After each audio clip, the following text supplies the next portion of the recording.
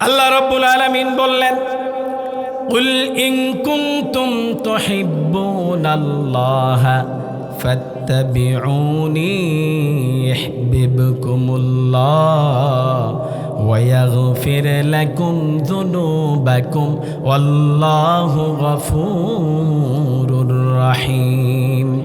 আল্লাহকে যে পাইতে চায় হযরতকে ভালোবেসে, আল্লাহকে যে পাইতে চায়, আলহামদুলিল্লাহ বলেন।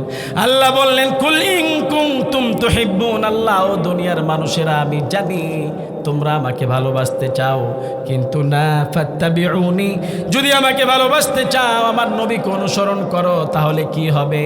ইউহিব্বুকুমুল্লাহ, আমাকে ভালোবাসতে হবে না, আমি আল্লাহ নিজেই তোমাদেরকে ভালোবাসবো।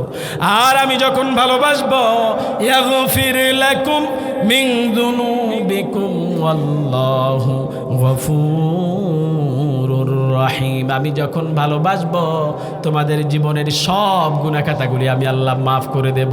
সুবহানাল্লাহ।